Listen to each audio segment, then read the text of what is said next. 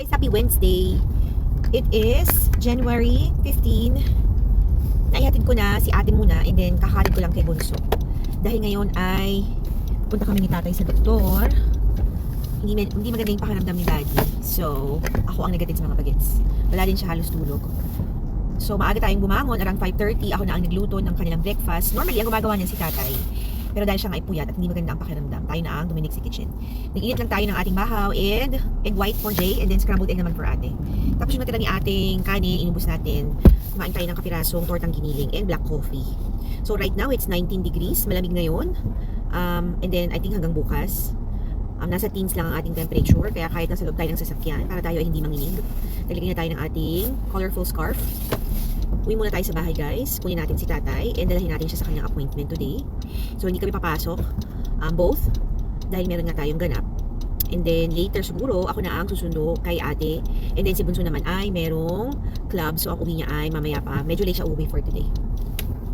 Tapos din natin ang ating documentation yesterday. Although kagabi guys, around 6 o'clock pagkatapos natin kumain. Talagang sobra tayong nag-migraine.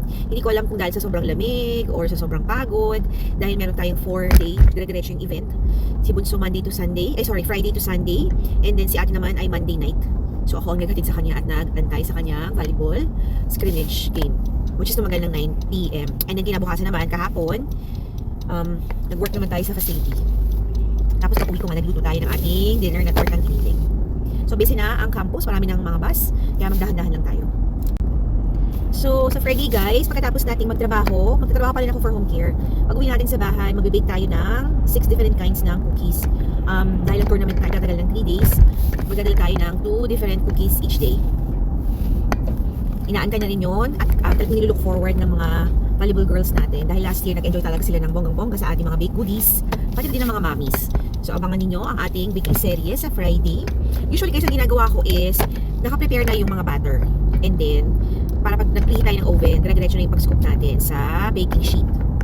So ang pinaka-favorite talaga ni ate sa lahat ng mga binibake ko ay ang vanilla paste na cookies and cream and yung confetti, yung may mga sprinkles. So dahil marami pa tayong mga tirang sprinkles sa bahay, syempre gagamitin natin yan. Nakabili din tayo ng eggs. Kung napanood yung video ko yesterday, ang eggs dito sa Amerika ay mahal na dahil sa case ng bird flu. Pero tayo ay naka-jackpot nung isang beses dahil nakabili tayo for 99 cents ang isang dosena. Ngayon guys, ang eggs dito ay depende kung ano yung brand. Nag-range yan to between $4 to $7 almost. Depende kung saan ka bibiling store. Kailangan natin ng maraming eggs dahil nga tayo mag-bake. And then minsan din, nagluluto ako ng egg drop soup kasi yan ay paborito ni JJ, especially pag siya ay galing sa swim practice. It's still 19 degrees. Pauwi na tayo sa bahay para kunin si tatay. I will be back later.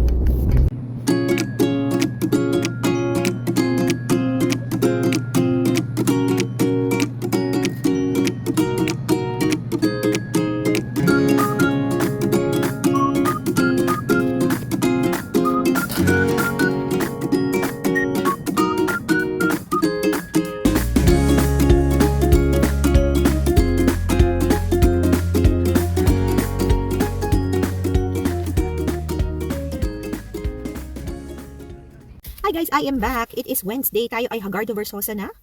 Time check, it is almost 3:55 ng hapon.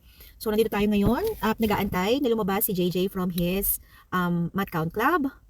Nasundo ko na din si ate. So kanina umaga pala guys, hinatid ko si daddy sa kanyang appointment. Meron siyang procedure. So hindi kami pumasok parehas dahil hindi siya pwedeng mag-drive. And then pagkatapos naman ng kanyang procedure, kumain muna kami sandali. Nag-date kami ng mabilis ni tatay. Dahil siya nga ay fasting for 24 hours. Fasting siya for 12 hours. At talagang gutom na siya. So pagkatapos ng procedure niya, kumain muna kami at nag-request siya ng unlimited sushi. So nakapag-date kami ng mabilisan. And then pumunta rin kami sa store. Binila namin si ate ng kanyang mga ginagamit sa kanyang pagmumukha at sa kanyang buhok. Dahil alam niyo na guys, ang dalaga, maraming gustong gawin sa buhay. Hindi naman siya guys nagpapabili, pero nung pumunta kami sa store, nag-ikot-ikot kami ni daddy. Alam ko na gumagamit si ate ng mga ganong klaseng effect sa kanyang buhok at sa kanyang skin. So pinagbigyan natin. Binila natin siya ng kanyang mga hair care and skin care essentials. Yung mga anak namin guys, hindi naman mahilig magpabili. Hindi sila yung bill mo ko. Hanggat maaari, ginagastos nila yung sarili nilang pera kapag may mga bagay silang gustong bilihin. So yung mga binibili lang namin ni daddy, mga essentials like, syempre pinaprovide natin yung kanilang baon or sa school yung kanilang lunch money. So kung meron silang mga extra gustong bilihin, like yung ating dalaga, pag gusto bumili ng kanyang damit, siya na yung gumagastos niyan. Dahil meron naman silang sarili nilang pera. Yung mga napapagpamaskuhan or birthday, iniipon nila yon. Pero dahil ano naman, very good naman ang ating mga anak sa school and sa sports. So kapag may chance tayong bilhan sila ng mga extra bagay na katulad noon, binibili namin ni daddy. At napakaano naman sila. Sobrang namang appreciative, lalo si ate. Kahapon din pumunta ako sa Walmart, meron akong nabili na sweatpants kay ate.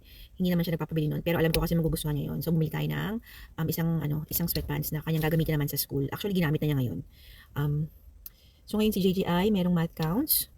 Ako rin na maghahatid sa kanya sa kanyang swim practice mamayang gabi. So meron siyang practice ulit for today dahil si Daddy ay pagod at talagang nanghihina pa rin siya. Hindi pa siya pwede mag-drive, so ako ulit ang maghahatid kay JJ.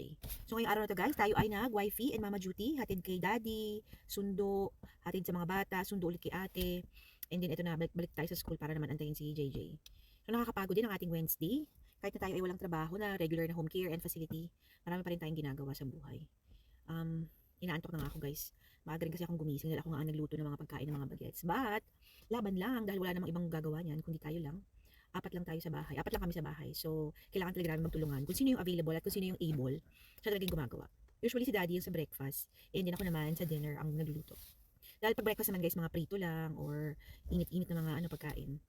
Hindi na ako magluto ngayon kasi meron pa kami natira na tortang giniling, meron pa tayong miswa, and meron pa akong natirang corned beef na inulam nila nung isang araw. So, marami pa tayong mga leftovers, ubusin muna natin yan.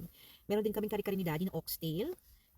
Pero ewan ko kung makakain siya ng kasi sabi bawal daw kumain ng greasy. So baka na lang siya, mag-soup na lang muna din si tatay.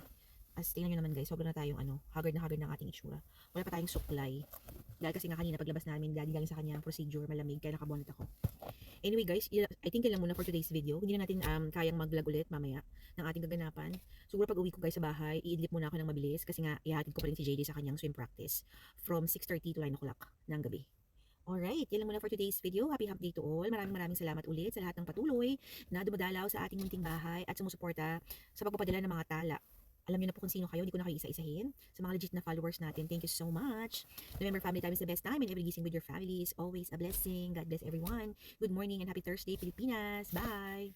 You're the reason I smile, my sunshine so bright. You fill my world.